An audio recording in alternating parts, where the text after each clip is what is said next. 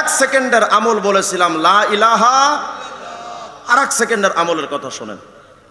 এটা বোঝার জন্য ছোট্ট করে একটা ভূমিকা কই। সময় নষ্ট হচ্ছে নাকি বেশি?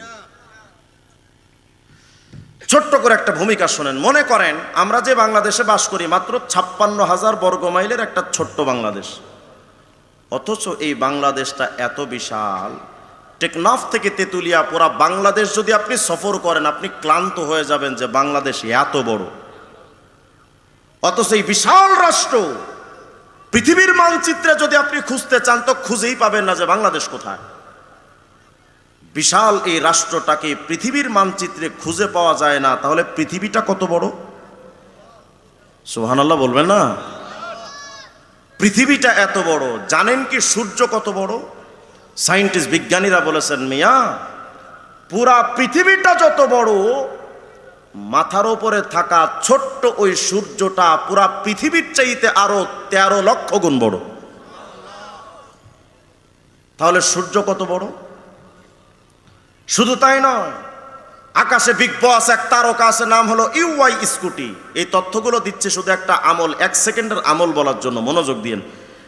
পৃথিবীর চাইতে 13 লক্ষ গুণ বড় যে সূর্য, আকাশে বিগ বস এক তারকা আছে ইউআই স্কুটি, ওই ছোট্ট তারকাটা পৃথিবীর চাইতে 13 লক্ষ গুণ বড় যে সূর্য, ওই সূর্যের চাইতে ওই তারকা আরো 500 কোটি গুণ বড়। তাহলে ওই তারকাটা কত বড়? অথচ ওই তারকা আকাশে এত ছোট্ট জায়গায় থাকে, আমরা খুঁজেই পাই না ওই তারকা। এই ছোট্ট তারকা আকাশে থাকা এই তারকাটা যদি এত বিশাল হয় তো কল্পনা করেন তো বাজান পুরো আকাশটা কত বড়। সুবহানাল্লাহ বলবেন না? অথচ এই আকাশটা সবচেয়ে ছোট আকাশ। দ্বিতীয়, তৃতীয়, চতুর্থ, পঞ্চম, ষষ্ঠ, সপ্তম আসমানে, এক আসমানের তুলনায় আরেক আসমান কোটি কোটি গুণ বড়। ছোট্ট এই তারকাটা আসমানটা যদি এত বিশাল হয়, 7 তবক জমিন আসমান টোটালটা কত বড়। কেন এই তথ্য দিলাম জানেন? জানেন আমাদের আমল নামা যেই মিজানের পাল্লায় ওজন করা হবে সেই মিজানের পাল্লা কত বড়? আগেই বলেন আল্লাহু আকবার। ইবনে রজব হাম্বলি রাহিমাহুল্লাহ একটা কিতাব লিখেছেন জামিউল উলুম আল হিকাম, খণ্ড 2, 18 নম্বর পৃষ্ঠার বর্ণনা। তিনি বলেন মিয়া মিজানের পাল্লাটা এত বড়, 7 তবক জমিন আসমানটারে একত্রিত করে যদি লা উদিয়াত ফি কিফাতিল মিজান লা ওয়াসিআতুহুম, 7 তবক জমিন আসমান একত্রিত করে মিজানের পাল্লায় যদি ঢুকায় দেওয়া হয়, 7 তবক জমিন আসমান ঢুকে যাবে, কিন্তু মিজানের পাল্লার একটা পাল্লারও পেট ভরবে না। তাহলে মিজানের পাল্লা কত বড়? কেনই তথ্য দিলাম এবার শোনেন হাদিসটি, আমলটা সহিহ মুসলিমের হাদিস। আল্লাহ রাসূল সাল্লাল্লাহু আলাইহি সাল্লাম বলেন ওয়ালহামদুলিল্লাহ তামলাউল মিজান।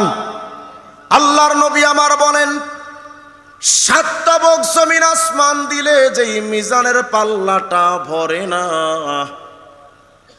আমার উম্মত যদি তার জবানটা দিয়া শুধু 1 সেকেন্ড সময় নিয়া শুধুমাত্র একটা বার যদি কয়ে আলহামদুলিল্লাহ, মায়ার নবী আমার বলেন 7 তবক জমিন আসমান দিলে যেই মিজানের পাল্লাটা ভরে না, একবার আলহামদুলিল্লাহ বললে ওই মিজানের পাল্লাটা নেকি দ্বারা ভৈরা টয়টম্বর হয়ে যায়। কয়বার আলহামদুলিল্লাহ?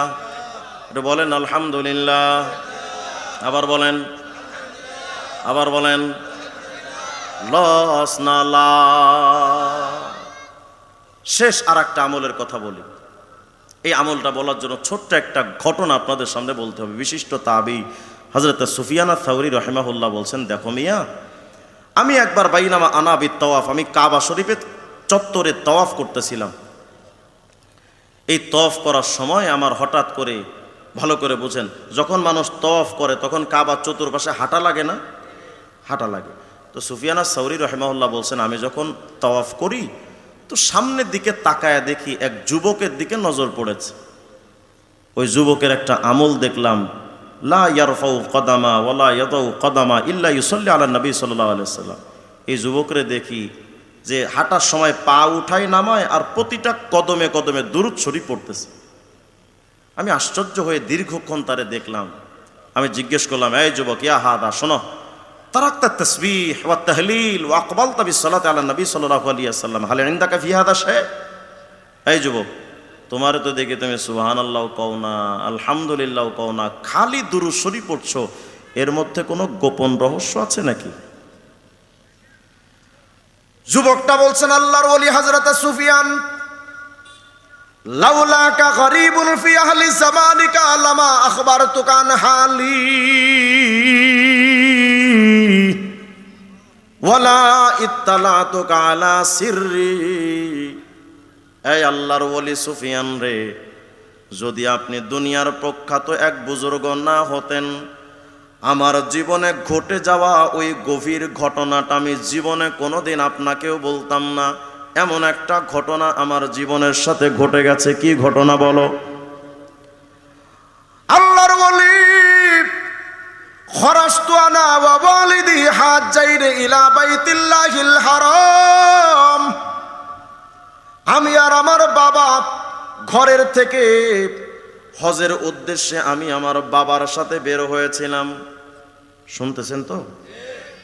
ঘরের থেকে আমি আর আমার বাবা বের হইলাম। এই 1300-1400 বছর আগের ঘটনা। তখন তো বন্ধু বিমানের জামানা না, জাহাজের জামানা না, কিছুই না। মানুষ পায়ে হেঁটে হজে যায়, ঘোড়ায় চড়ে হজে যায়। আল্লাহর ওলি,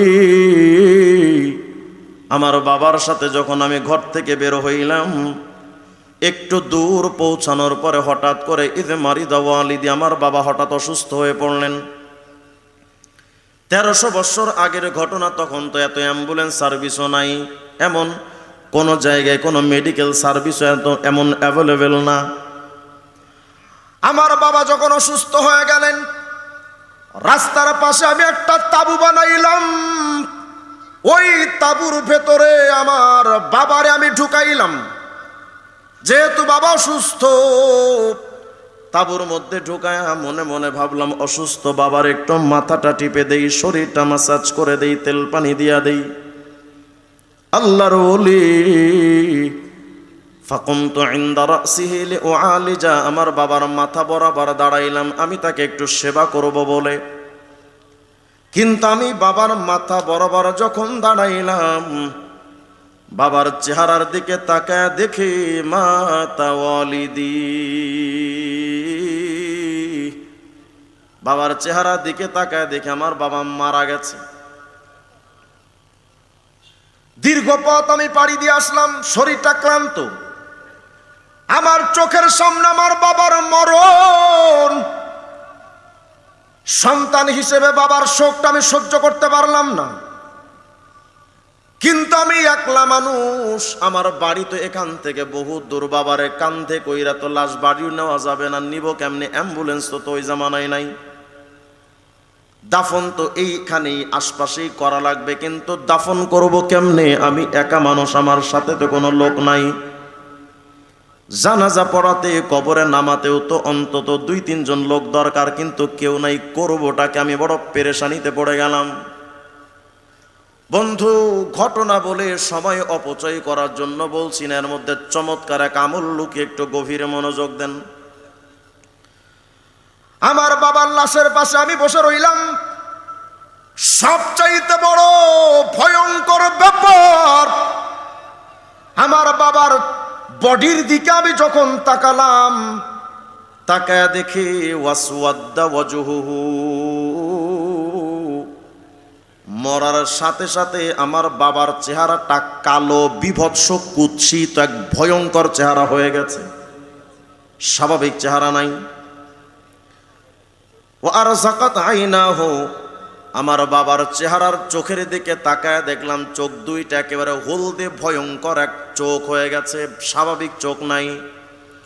ওয়ান্তাফাখা বাতানুহু, বাবার বডির দিকে তাকায় দেখলাম বাবার পেটটা এমন ফুলে গেছে, বাবার পেটটাও স্বাভাবিক রকম নাই। তার মানে মরার সাথে আমার বাবা ভয়ঙ্কর একটা রূপ হয়ে গেল। নিঃসন্দেহে তিনি বড় পাপী, অভিশপ্ত বান্দা। একে তো সফরের ক্লান্তি, আবার একাকিত্বের ডিপ্রেশন, এদিকে বাবার মৃত্যু, আমি সন্তান। সবচাইতে বড় ভয়ঙ্কর আমার বাবার লাশ দেখে আমি বড় পেরেশানিতে পড়ে গেলাম। আমি এখন করবোটা কি? ফাজাযাবতুহু বিল ইজার, তাড়াহুড়া করে আমি আমার বাবার শরীরে একটা কাপড় দিয়ে ঢেকে দিলাম, কেউ যেন আমার বাবার লাশটা দেখতে না পারে। কারণ বাপ যদি আকাম করে সন্তানদের কিন্তু বদনাম হয়। আমি চাইলাম না যে আমার বাবার তথ্যটা জেনে কেউ আমাকে ভবিষ্যতে এটা বলুক যে তোর বাপও পাপী, তুইও পাপী, কেউ যেন না দেখে, যেন ঢেকে রাখলাম। আমি বড় পেরেশানি হয়ে গেলাম। আমার বাবার লাশ একা একা আমি করব কি? টেনশন, পেরেশানি আর ডিপ্রেশন নিয়ে বাবার লাশের পাশে যখন আমি বসে রইলাম, ফাগালাবাত আইনায়া ফানিমতু, কখন জানি আমি ঘুমায় গেলাম। আমার ঘুম কখন আসলো আমি টের পাই নাই, তন্দ্রাচ্ছন্ন হয়ে ঘুমিয়ে গেছি। এই যে আজকে আমি বসে বসে ঘুমালাম, এই ঘুমটাই এমন এক স্বপ্ন দেখেছি, ওই স্বপ্নটা আমার পুরা জিন্দেগিটা পরিবর্তন করে দিয়েছে। যুবক বন্ধু, তুমি হয়তো বৃদ্ধ হবার আগে আশেকে রসুল হতে চাও না, কিন্তু ওই যুবকটা একেবারে তাগড়া যুবক ছিল। সাদ ইবনে মুআজ রাদিয়াল্লাহু আনহু মাত্র 37 বছরের যুবক, এক বিশ্ব আশেকে রসুল ছিলেন হযরত সাদ ইবনে মুআজ। আপনি আমি হয়তো বয়স না হইলে আশেক হই না, কিন্তু মদিনার এই ছোট ছোট বাচ্চারা নবীর আশেক ছিল। ছোট ছোট বাচ্চা। নবী যখন মক্কা থেকে মদিনাতে যাবেন, মদিনার সীমানা দিয়ে যখন নবীজি ঢুকতেছিলেন, মদিনার ছোট ছোট বাচ্চারা রাস্তার 2 লাইন ধরে স্বাগতম জানানোর জন্য দাঁড়িয়েছিল। নবীজি যখন সীমানা দিয়ে ঢুকতেছিলেন, এই ছোট্ট ছোট্ট পাখিদের মতো বাচ্চারা গান গাওয়া শুরু করেছিল, এই বিশ্ববাসী তাকায় দেখ, তলা আল বদরু আলাইনা, তাকায় দেখ, আজ আমাদের কাছে আকাশের পূর্ণিমার চাঁদ আসতেছে।